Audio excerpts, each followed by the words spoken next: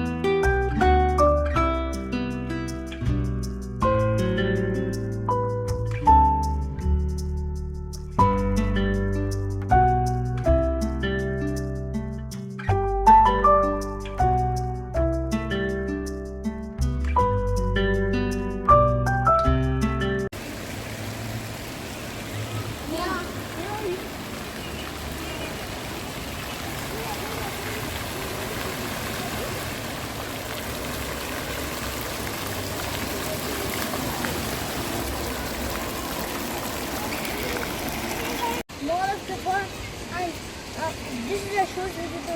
So don't forget to like and subscribe. And the goal is at 2,000 subscribers. But subscribe it 2 times if you want to see the next part.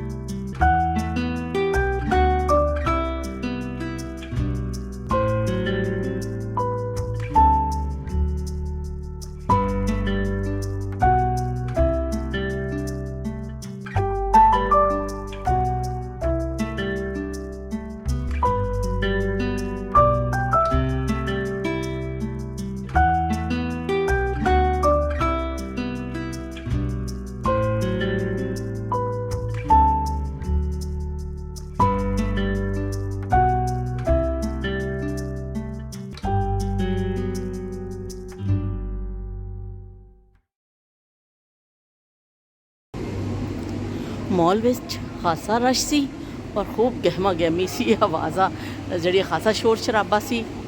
ਤੇ ਹੁਣ ਅਸੀਂ ਨਿਕਲ ਆਏ ਹਾਂ, ਖਾਣਾ ਵਾਣਾ ਖਾ ਲਿਆ, ਬੱਚਿਆਂ ਨੇ ਸੈਰ ਕਰ ਲਈ ਔਰ ਅਸੀਂ ਫਾਰਗ ਹੋ ਗਏ ਹਾਂ, ਘਰ ਜਾ ਰਹੇ ਹਾਂ। ਖਾਸੀ ਦੇਰ ਹੋ ਗਈ ਹੈ, ਗੱਲਾਂ ਦਿਲ ਦੀਆਂ ਦਿਲ ਵਿੱਚ ਰਹਿ ਗਈਆਂ, ਸ਼ਾਮਾਂ ਪੈ ਗਈਆਂ। ਤੇ ਵੀ ਸ਼ਾਮਾਂ ਪੈ ਗਈਆਂ ਨੇ ਤੇ ਅਸੀਂ ਹੁਣ ਚੱਲੇ ਹਾਂ ਘਰ, ਤੇ ਫਿਰ ਤੁਹਾਡੇ ਨਾਲ ਮਿਲਦੇ ਹਾਂ। ਅੱਲਾ ਹਾਫਿਜ਼ ਤੇ ਰੱਬ ਰਾਖਾ।